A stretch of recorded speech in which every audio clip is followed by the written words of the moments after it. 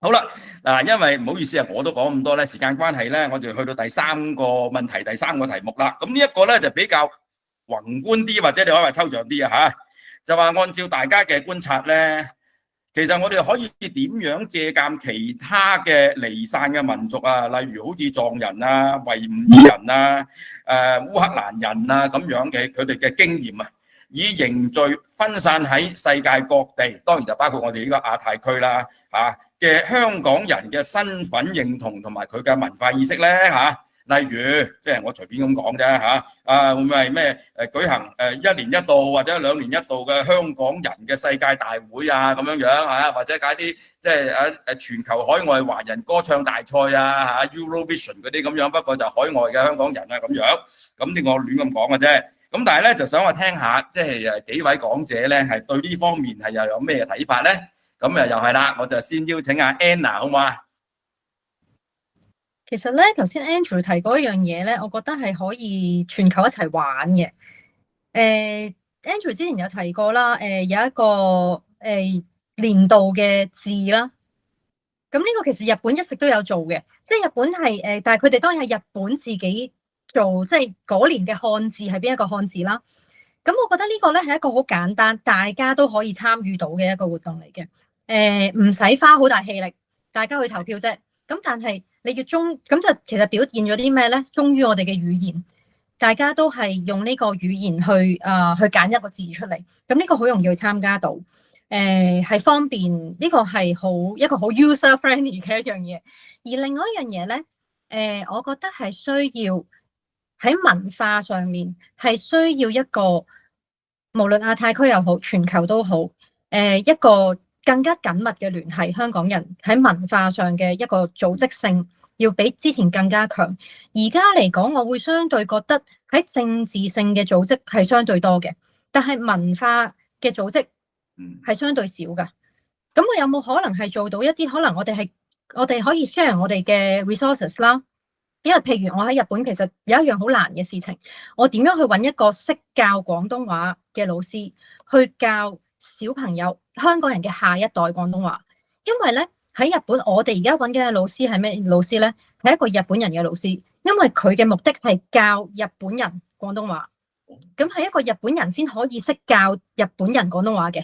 咁但係咧，我哋而家有一個好大嘅問題就係點樣去揾一個可能香港人啦，去教翻啲小朋友，可能去做一啲 playgroup 啊咁樣。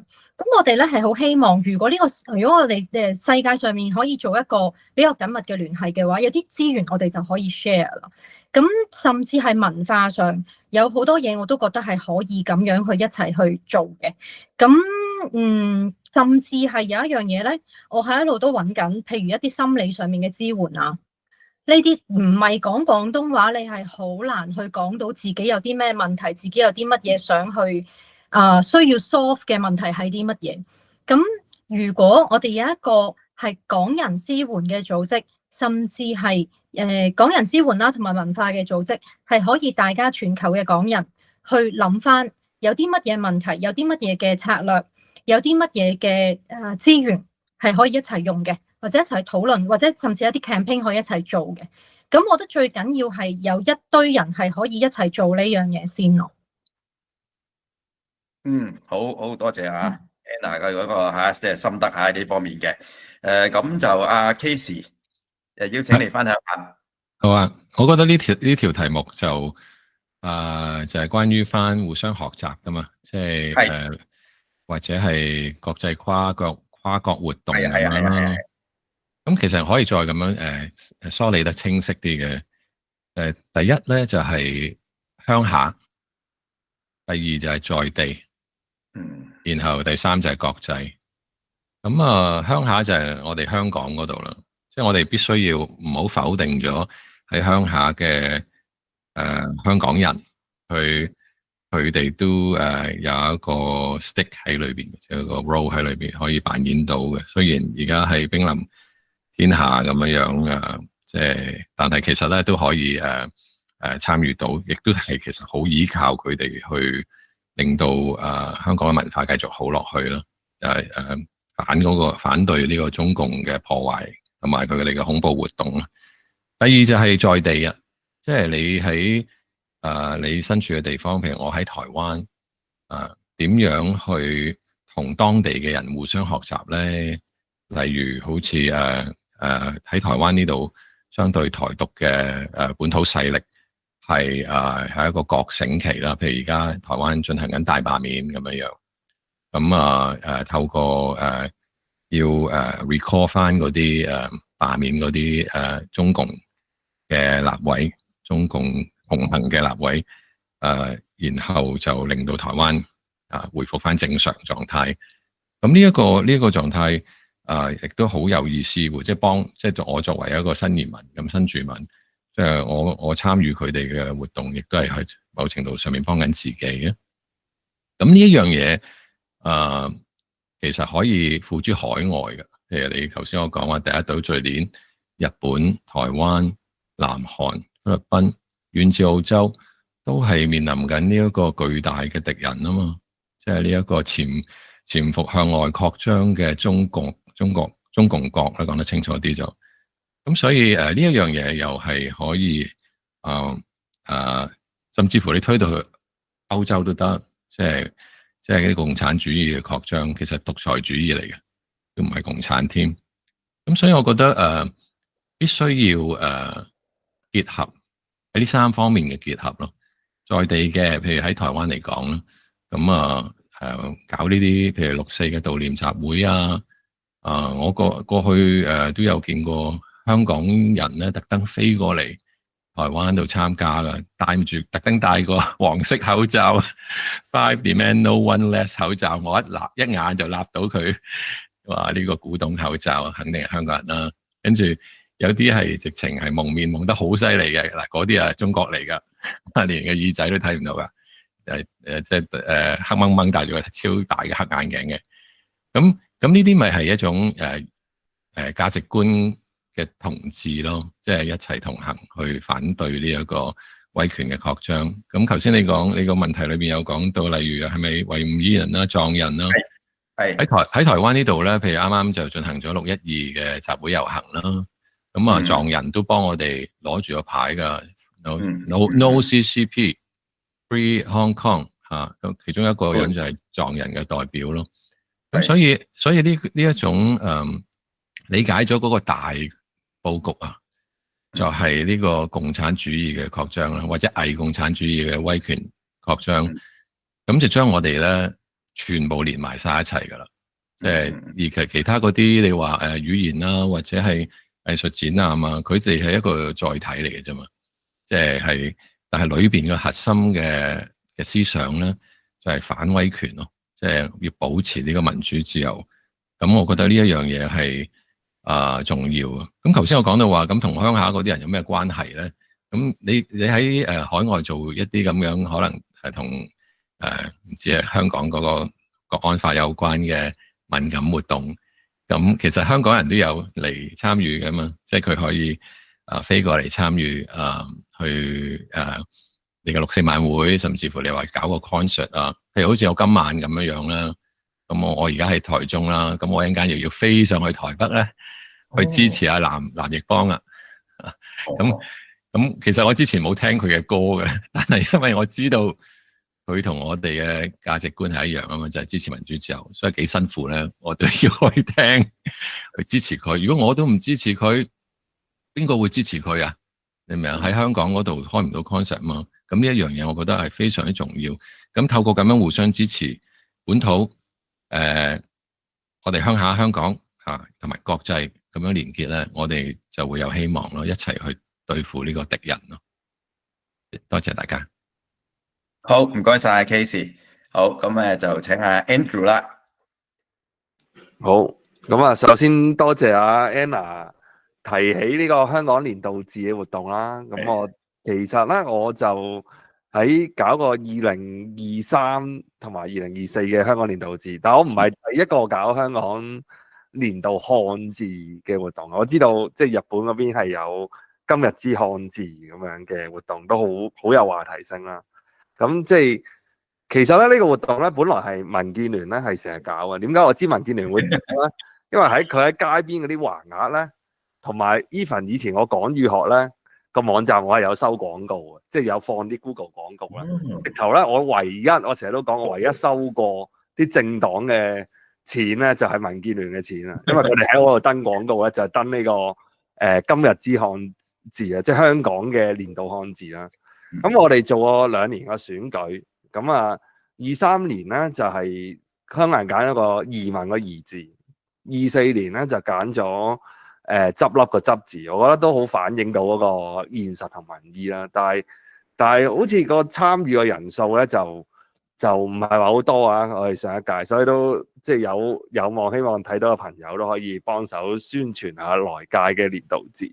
咁我講翻我哋嗰個題目咧，就係首先就跨國際嘅經驗啦，就係我自己喺即係無論係國際或者係唔同嘅民族嗰度咧，我都學咗好多即係關於捍衞語言文化呢個，我諗對於呢個全世界多數嘅民族文化嚟講，都係一個好大嘅議題嚟嘅。咁首先喺即係廣東話本身咧，我自己喺Save Cantonese， 即係喺美國嘅一個拯救廣東話活動啦，我學到好多嘢。因為美國本身嘅大學咧，好多時候咧都係佢係用呢一個本來係有啲廣東話嘅課程，但係佢最近因為美國嗰啲你知 cut budget 啦，而家哈佛都要 cut 錢啦，咁啊佢哋 cut 好多。其實美國大學好多財赤問題，咁廣東話呢啲咁嘅課程對佢哋嚟講零食嚟嘅，即係可有可無嘅。但係對於當地嘅廣東話或者香港社群嚟講好緊要。咁我好中意咧，就係即係學到好多嘢，同佢哋好主動咁樣邀請我，都有俾下意見嘅。但係其實更加多係我喺佢哋身上學嘢。佢哋點樣去做咧？例如史丹福大學，佢哋咧其實係好擅長去做一套論述咧，去說服當地嗰個政府點解佢要俾個分定佢。佢就例如史丹福大學好簡單咁講個故仔咧，就係佢就話其實當地嘅華工咧喺以前賣豬仔嗰時係講廣東話嘅。咁而史丹福大學咧個史丹福咧，其實係用咗好多華工嘅血汗錢，即係犧牲咗好多死好多人，真係死好多人先起得成史丹福大學咁威水。咁所以其實有個歷史責任啦，就係佢即係其實澳洲都一樣啦，即係對於原住民有好多嘅剝削啊，點樣都好。咁佢就係有個歷史嘅責任咧，去傳承呢個文化，去支持呢個廣東話課程。我覺得即係我喺呢個經驗咧，我發覺咦係喎，其實舊金山佢哋係有一個咁嘅歷史。我自己都會去留意澳洲新金山係唔係同樣地係有一個廣東話嘅社群，或者係以前香港嚟嘅社群排華啦，唔同嘅政策啦，而我哋要去爭取翻佢哋肯定啦。咁呢啲喺即係特別係西方國家嘅政策上係一個好嘅策略。我喺美國嗰邊學嘅。咁另外一個跨民族嘅一個學習經驗啦，就係我想特別提咧，就係喺2021年嘅時候有個蒙古話嘅抗爭運動。其實喺蒙古係搞到好沸沸蕩蕩，好勁嘅。就因為佢哋當時咧，其實好似普教中咁樣，不過佢就係要用本來佢哋用蒙古話去教蒙古嘅歷史嘅，因為蒙古係一個民族自治區，佢哋有一個權去咁樣做。但當時咧就係唔俾嗰啲蒙古人用蒙古話去教蒙古歷史，而係引發咗好多大型嘅罷課運動啦，衍生咗即係好多官員嘅犧牲啊，甚至乎係自殺。其實個抗爭嘅程度咧係即係不亞於2019年香港嘅抗爭，只不過係好多消息被揞住咗，有好多嘅細節我都有嘗試，即係21年嗰時咧翻譯做廣東話係發覺好掂啊！即係例如，即係好多細節出嚟，好多古仔喺入邊啦。例如佢哋如果俾人拉咗咁樣，嗰啲蒙古人係會去圍個警署啦，圍到佢哋方人啦，好多咁嘅小故事去講啊。咁我發覺咧，即係當然，即係我覺得我哋係有一個道德嘅義務，即係我自己撐語言文化，我當然我都想係撐翻人哋去撐佢哋嘅語言文化啦。但係我發覺有好多嘅啟發喺入邊嘅，即係唔好淨係覺得哇，我撐人哋民族，我係嚟幫人，其實唔係嘅，我哋係去學嘢嘅。喺蒙古人身上咧，我發覺佢哋有一樣嘢咧係好值得香港人去留意嘅一個經驗咧，就係佢哋咧係會好強調蒙古人嗰個文化個傳承喺邊度咧？原來喺蒙古人嘅唱歌嘅，佢哋嗰個音樂文化係好勁嘅。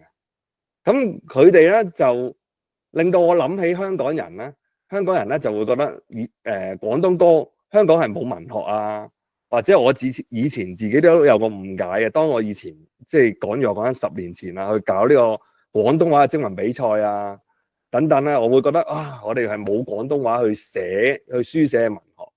其實呢個概念我自己都錯，因為其實每一個唔同嘅民族文化，佢都會有自己嘅一個擅長嘅地方，或者佢哋嘅形式唔一定係寫小說，或者唔一定係寫散文。其實香港人嘅廣東歌又好，有好多嘅廣東話文學都好，其實個水平都係非常之高。但係我哋就一路都忽略，然之後就話啊，廣東話寫文就係唔掂啦，唔得噶啦咁樣。咁所以我覺得即係喺人哋嘅抗爭經驗，人哋嗰個點樣去即係文化創作又好，文學創作又好，我發覺原來係有好多嘢係可以認識同埋學習咯。咁最後一樣嘢我都好快咁樣提一提，就係我覺得自己做廣東話教材就係我見到啦，即係我都有幫教會去教嗰啲主日學啦。咁嗰啲教會主日學咧，其實就喺網上面有好多嘅共用嘅教材。因為你諗下基督徒咧，阿耶穌點點點，上帝7日造世界點點點咁樣，其實有好多嘅共享嘅資源可以用。但係去到廣東話或者香港人嘅教學咧，係真係好少嘅共享嘅資源網站去俾大家去整教材啊，一齊去 share 啲資源。所以呢個方面咧，我都係籌備緊啦，我都同其他嗰啲機構啊去磋商緊，會唔會可以做一個共享嘅一啲資源網去俾嗰啲小朋友或者俾家長。好簡單啊，冇教材，我覺得 download 啲工作紙啊，一啲教材去俾佢哋可以，就算係唔係話一個好有經驗嘅老師都可以用到啦。咁我覺得呢啲嘢都係好多資源咧。雖然我哋係分隔各地，但係其實好多資源都可以共享，亦都係可以令到我哋嘅廣東話社群係香港嘅社群有啲無論歷史啊、集會啊，或者係點樣去教育我哋下一代香港人身份，都係有一啲資源係值得佢去分享咯。好，唔該晒 Andrew 啊！因為時間關係，即刻啦，邀請阿 Pamela 做一個分享。係，我覺得其實我有少少即係對香港人有一個特性，就係佢哋好務實嘅。咁所以我哋身為從事創作嘅人咧，係搞藝術咧，有時係有少少失望嘅，因為當你同佢哋講話我有個展覽啊，係關於香港人嘅，但係佢哋個反應唔會好熱烈啊。咁所以其實我覺得好靠我哋尤其是新一代嘅移民啦，去點樣去凝聚一個團體嘅社群，令到大家知道我哋一個香港人嘅存在咧。咁譬如好似我前2年話我話搞嗰個香港人展覽咁樣，其實係都幾成功嘅。我覺得如果我哋可以即係用呢啲軟性嘅活動，屬於即係搞藝術啦。其實唔止話呢啲係即係我哋呢啲係叫做視覺藝術啦。其實藝術係包含埋音樂啊、電影啊、食物啊，所以譬如香港有電影上映啊，我都希望我哋香港人即係會去買飛入去睇咯，去支持呢啲香港人，即係入喺香港買啲電影過嚟。咁其實好似阿 Casey 講，喺鄉下嗰啲香港嘅製作人，佢哋都需要我哋外地嘅香港人支持佢哋，所以佢哋可以賣到多啲，即係佢哋揾到錢去繼續製作。音樂人，譬如有音樂人過嚟香港嚟澳洲表演，咁我哋都希望大家會去買飛支持入去捧場啊，好似 Casey 預備去睇藍奕邦啊咁樣，即係呢啲好多呢啲咁嘅藝術文化活動咧，我都希望即係香港人能夠盡量去參與啊，去支持啊。咁當然啦，譬如亦都講到政治化嘅集會啊。咁我都希望大家可以即係難嘅，我好明白有啲香港人咧係因為有屋企人喺香港啊，或者佢哋公事上仲要返香港啊，佢哋係唔可以出嚟支持啊。咁亦都有啲人覺得有乜作用啊？表示憤怒 ？No，I don't think so。我覺得係要呢個係你自己一個價值觀嘅問題咯。你係需要，你覺得係啱嘅，你就要行出去做。不過當然啦，即係一個取捨嚟嘅。我係放棄咗香港㗎啦，我係唔會再返香港㗎啦。所以我冇呢咁嘅負擔，我可以鍾意行出去支持。咁但係希望即係會多啲人係會有呢個咁嘅諗法咯，因為去支持呢啲咁嘅悼念6·4嘅活動啊，或者去悼念6·12啊，呢啲咁嘅活動咧，唔係去表示憤怒咯，係要去表示仍然係有呢班香港人繼續為呢香港人發聲，而香港在地嘅香港人睇到海外仍然有呢個活動嘅話，佢哋會覺得我哋並不孤單咯。雖然我哋唔可以做，但係出邊有人幫我哋做咯，係一個治癒性嘅性質嚟嘅。咁當然啦，好似講藝術咁。如果我哋可以，譬如我而頭先放映嗰個短片，咁而家喺台灣放緊嘅，咁我都好開心，我自己嘅作品可以喺台灣，雖然我自己去唔到，但喺嗰度叫做係聯繫到台灣嘅香港人咯。咁如果可以繼續，我哋可以繼續定期有呢啲咁嘅藝術性嘅活動啊。咁係希望，因為係軟性嘅活動啦，唔係就會多啲香港人可以去參與啊。其實我哋嚟緊我同阿 Casey 啊，同好幾個國家嘅藝術家咧，喺2月8號咧都會有一個行為藝術嘅 campaign 咯。咁所以都希望大家香港人會出嚟支持下我哋啊，咁樣。星期六嚟㗎，係啊，星期六啊，2月8號啊，係啊。咁就係我哋自發性嘅活動啦。咁即係唔係去嗌口號咯。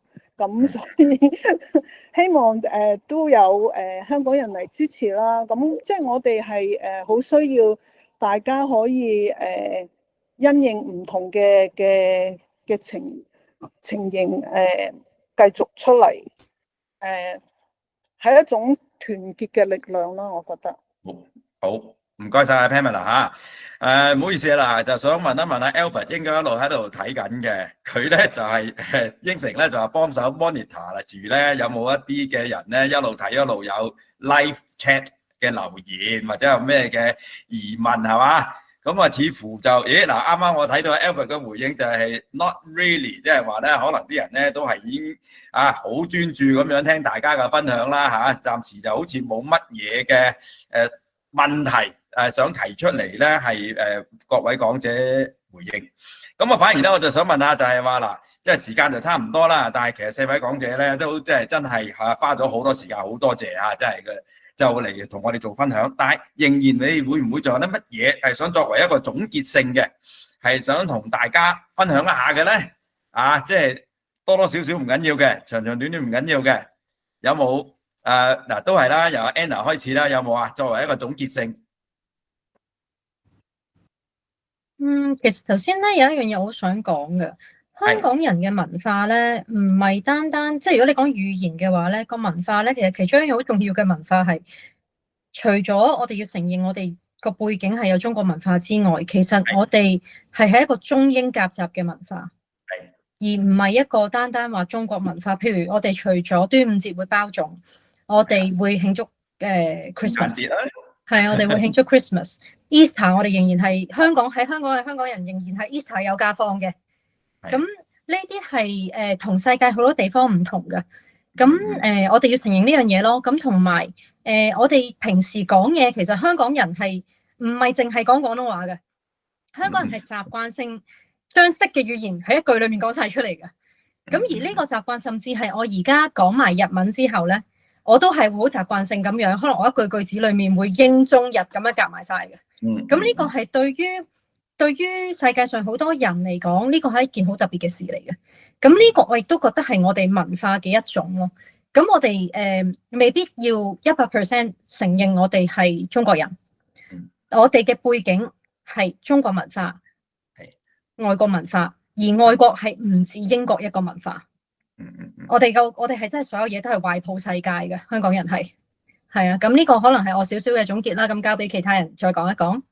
係好啊，呢個就係即係之前我講嗰個多元化係嘛，即係呢個就係香港其中一個特色啊。咁就阿 KC 又點睇咧？好啊，麻煩播一播我第3張 slide 啊。係。咁我就總結一下，我覺得喺呢個文化承傳嗰度咧，會有我哋內心嘅空間啦。即係譬如我哋記憶、個人嘅記憶裏邊啦，頭先亦都有牽涉到話同下一代分享。即係喺我哋家庭教育裏邊啦，咁亦都會有譬如好似我哋今日咁樣跨國網上邊嘅一啲國際對話啊咁樣，或者國際展覽或者在地嘅展覽啊咁樣。咁喺各種各樣，頭先又有講到話新教啊，即係活出香港精神出嚟啊，令到周圍嘅人刮目相看啦。希望係正面嗰邊刮目相看。咁我而家 show 咗一個 example 啊，呢個相對係簡單啲嘅，因為呢個係一個 physical 嘅空間嚟噶，一個實體空間就係台中嘅連儂隧道啊。咁呢個台中嘅連儂隧道係而家應該係全球最大嘅連儂牆啦，可以咁講。咁最近就被清洗咗一半。咁我同另外一啲朋友咧一齊發動咗一個重建呢個連儂牆啦。咁你見到而家有一啲藝術作品放大咗，跟住然後貼咗喺上邊。咁其實譬如呢一樣嘢咧，我覺得都幾有趣。佢係一個實體嘅空間，就唔係我哋頭先講嗰種觸摸唔到啊，可以食到嘅。譬如你頭先講話香港文化魚蛋啊，或者雞蛋仔啊嗰啲。但係呢個係一個實體嘅空間，我覺得呢一個都可以比較容易做嘅，相對就係喺全球咧，你哋在地嘅地方，例如日本啊，或者係澳洲啊。即係其實美國啊，咁其實有好多呢啲荒廢咗嘅空間咧，係等待透過藝術展覽啊，去重新令到佢活化啦，咁美化佢啦。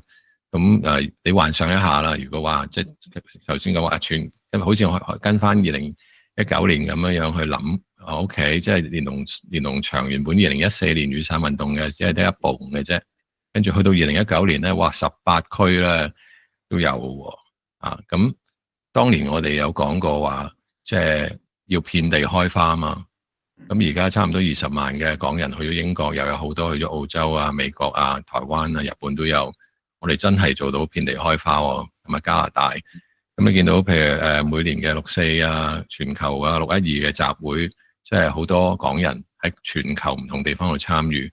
即係幻想如果有喺全球有一個咁嘅佢哋在地特色嘅連儂牆啦。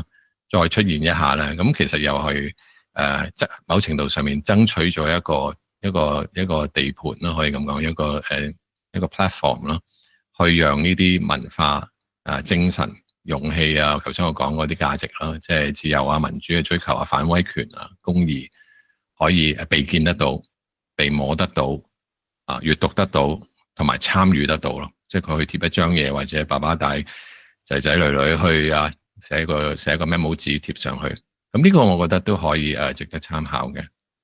仲有回應翻頭先阿財哥你講嗰個政治文化抗拒中國文化嗰樣嘢，我覺得有陣時好容易我哋會遇到呢啲文化挑戰嘅，即係外地人好中意用呢樣嘢嚟挑機嘅，就向住香港人話你係咩人啊？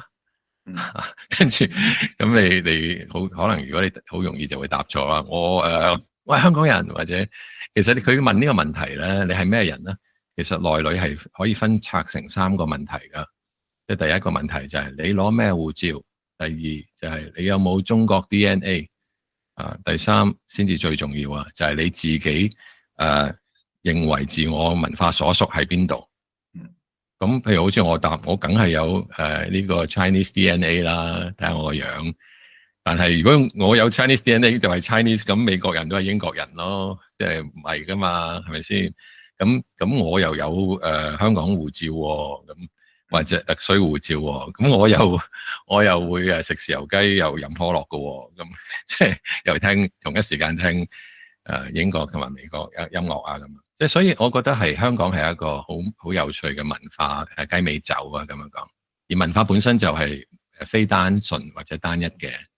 即係如果從一個角度去睇，頭先 Anna 有指出過，即係你語言梗係越多越好啦。即係咁，你越多工具去捕捉你嘅思想幾好啊？係咪先？每人都應該起碼要6種語言。咁所以我覺得係唔應該係唔應該抗拒嘅越多越好。但係頭先佢引申到你頭先嗰個討論話，即係抗拒中國文化，因為抗拒呢個威權主義，所以就抗拒晒所有中國文化。咁當然係未必係最好嘅做法咯。即係我呢啲係我嘅睇法咯。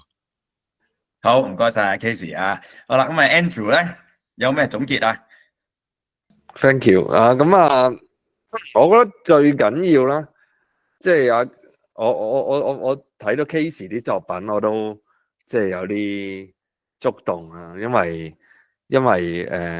我自己即係對於好多移民嚟講，我都算係一個新啲嘅移民啦。咁我好記得就係上年喺我同 Casey 都喺海牙見面啦。咁嗰時佢哋定咗個題目咧，就係廣東話，佢唔係叫廣東話啊，making of new language of a new language。我先講就係一個即係就係啱啱頭先阿李博士都講啦，就係香港話係咪即係有一種新嘅語言叫香港話咧？咁樣我嗰次就去探討。咁其實我上次去咧，我係好淆底嘅，即係呢個話題，因為我係啱啱2023年我先仲喺香港，我係好小心啦，好保守啦。我覺得哇，你班友係咪黐線㗎？咁即使我搞個機構嘅港語學，我諗住係一個縮寫嚟嘅香港語言學會之類咁樣嘅，我冇得諗係咪要搞講香港話嗰啲。但係即係有時就係我後來即係收到個邀請，我話轉念一諗，其實點解唔講得咧？咁樣有啲語言學者當其時都喺度會話喂，唔係喎，廣東話不嬲都係叫廣東話，或者書本叫教科書叫粵語，咁你叫香港話係唔啱教科書嗰個講法噶。但係事實上即係我同個語言學家講，佢都啞咗，就係佢話呢個我話咁，如果有1萬個人開始叫香港話做香港話，你係咪要承認呢個名係可以叫香港話先？如果你話語言係有一定俗成，咁夠多人講，咁我人多蝦你人少，咁咪得咯。其實語言都係一個習慣，一個約定俗成啊嘛。咁點解其實我哋係有能力去開創自己嘅詞彙或者文化嘅？咁當然呢樣嘢都唔係即係空中樓閣，無中生有噶啦。即係譬如話，又係講起端午節啦，即係喺 Melbourne 啦，端午節照計一個夏至之類啦，好熱嘅一個氣候啦。但係喺墨爾本咧就好凍嘅。佢哋慶祝端午節係點樣慶祝端午節咧？最近有個香港人市集就好受歡迎嘅，佢哋咧就畫咗個公仔好得意啊，就係有個女仔包到自己成個粽啦，着住件綠色嘅羽絨咁樣。即係呢啲就係文化點樣 adapt 落去當地，一定係會即係亦都係好受歡迎嗰個 campaign 咧。最後咧係好多香港人去咗嗰個香港人市集。咁就係如果你能夠融匯翻即係你只要你嘅語言去到最後係最到肉，去講到好貼地嘅香港人當時嘅情況，去講翻佢嘅心聲，亦都係好到肉咁樣去講到自己個心聲咧。其實係會感染到當地嘅香港人，或者係唔同地域嘅香港人。所以即係第一就係當然要貼地啦，要到肉啦。第二亦都唔好俾呢啲即係會㗎。我發覺我都會嘅，就係離開咗香港咧，仍然係有啲無形嘅枷鎖。即係要問一問，係邊個俾啲枷鎖嚟嘅先？係咪唔可以咁樣講先？係咪唔可以咁樣做先？其實又唔係喎，即係可以做到自己寫出嚟中意點寫都得個語言文化，其實係一種好自由，每一個人都可以參與到嘅創作，先係就係文化咯，係一個集體嘅創作咯。所以希望大家都即係唔好畫地為牢，係可以勇敢咁樣去，即係好我今日都俾好多大家嘅作品，其實都係好觸動，就係呢啲嘢喺香港你唔夠膽㗎。我見到我以前見到啦，可能1年前見到會好熬嘅，即係起雞皮嘅。哇！原來有啲咁嘅嘢。我啱啱嚟香港嚟到澳洲，我見到612嘅集會，我都話得唔得㗎？會唔會影我相㗎？點知已經唔使啊，國安都上我屋企門口啦。咁所以係咯，咁原來係冇所謂嘅，即係好多嘢其實都係可以勇敢咁樣去做，去創造出自己嘅文化咯。呢個我嘅一個感想。好多謝晒 Andrew 啊！好，咁啊，最後阿 Pam 啦。係好多謝大家嘅意見咯。我好贊同 Anna 嘅講法咯。即係我話我自己我唔係中國人，我係香港人，亦都唔係話我唔承認我哋過年啊、端午節啊呢啲咁嘅文化咯。咁但係始終我覺得我哋出生喺香港咧，香港唔係一個 typical 嘅 Chinese city， 我哋香港係同大陸嘅城市咧係唔一樣嘅。我哋係open 好多啊，我哋係受好多唔同嘅 multi-culture， 喺香港已經係有好多唔同嘅種族係形成喺度嘅。咁你唔可以話端午節就係韓國人都慶祝端午節㗎，韓國人都慶祝農曆新年㗎。咁唔通你話佢哋係要佢哋承認嗰個係中國文化咩？唔可以啊嘛，係咪？佢哋係認為係佢哋自己嘅習俗文化嚟噶嘛。咁我都係承認我只係我香港嘅文化咯。咁所以我係覺得 Anna yes 咁同埋阿 Case 都即係講得好啱啦。And same as Andrew。咁我個總結咧就係希望我哋仍然係採取一個播種嘅態度啦，去傳承我哋嘅 whatever 你話嘅文化，去俾你嘅下一代啦。一個身教係最緊要啦。同埋希望香港人可以更加團結，可以更加支持大家香港人嘅活動，而成為一個被看見嘅香港社群咯。咁其實講乜嘢語言係唔緊要嘅，即係或者 Andrew 覺得唔啱，唔明啊。咁係即係有時，因為我最近成日都遇到好多即係夜幾歲，譬如好似講翻我上次搞，我有22年嗰時搞咗個展覽啊 Longing for Home 啦，裏面嘅作品係咪都係講同香港嘅有關啦。咁有一個廿零歲嘅香港女仔嚟，咁佢係喺香港土生土長嘅，但係佢個廣東話係完全唔掂嘅嚇，佢仲弊過我啲仔咁樣，因為佢哋喺 International School 嗰度翻學啊嘛。咁但係佢睇咗我個作品咧，佢會喊咯。我要攬住佢去，即係安慰翻佢咯。咁係即係佢係香港嘅嘢係觸動到佢嘅。咁所以我哋身為一個藝術創作人，即係希望我哋可以繼續用我哋嘅創作去帶出我哋香港人嘅回憶，我哋嘅故事。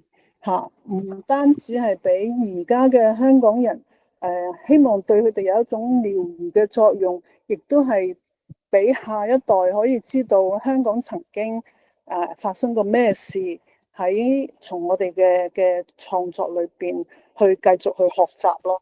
呢個係我嘅總結啦。我哋只可以盡做咯，做到幾多咁就我哋嘅下一代吸收到幾多，就係好似頭先阿 Eddie 講，就係佢哋嘅造化咯。係唔可以強求噶咯。咁但係我發覺係好多都我遇到上兩個禮拜我去一個展覽，遇到一個即係啱大學畢業嘅 journalist 咁樣樣，佢係好細個2歲已經嚟咗澳洲噶啦，咁佢都會話佢想講，即係佢都識少少香港即係廣東話啊，佢都希望會繼續會學啊。我問佢點解你會想繼續學啊？佢覺得係佢嘅 part of 佢嘅 identity 咯。如果佢唔再講唔去認識嘅話，佢會 lost 咗啲嘢咯。咁呢啲係即係你教咗佢之後，佢可能即係有一段時間佢唔會用唔會剩，咁但係到某一個階段，可能佢會 pick up 翻咯，就係佢自己嘅係咯。即係呢個就係我個經驗啊，同埋即係譬如我問我啲仔點解你會想你嘅下一代繼續學廣東話啊？咁佢會答我係一個承傳嘅問題咯，呢個係一個 identity 嘅身份嘅問題咯，係咯。咁所以希望我哋大家可以繼續努力啊！係好多謝阿 Pamela 嘅分享吓，咁啊好明顯咧，其實4位咧都係好努力咁身體力行啦，係嘛？就係我就稍為總結，當然就係一個無忘初心，薪火相傳，係嘛？就一定係要大家身體力行啊！希望咧嗰條路咧係越走越闊嘅，係嘛？即係我哋當然亦都要發揮我哋嘅創意啦吓，點樣能夠承傳同埋發揚，即係香港嘅精神同埋香港嘅文化嘅。好啦，咁啊，即係其實咧，我哋預咗個半小時咧，都已經係都過咗啦。唉，真係唔好意思。咁啊，非常再一次多謝啦4位講者啦，同埋亦都多謝即係一路收聽收睇緊呢個論壇嘅所有嗰啲觀眾啊、聽眾啊咁樣樣嘅。咁啊，我諗咧就Albert 嗰邊有冇咩補充咧？如果冇咧，咁我就宣布呢個論壇咧今日咧就圓滿結束啦，好唔好啊？好多謝各位。OK， 拜拜，拜拜，拜拜，拜拜，take care，拜拜，拜拜。拜拜。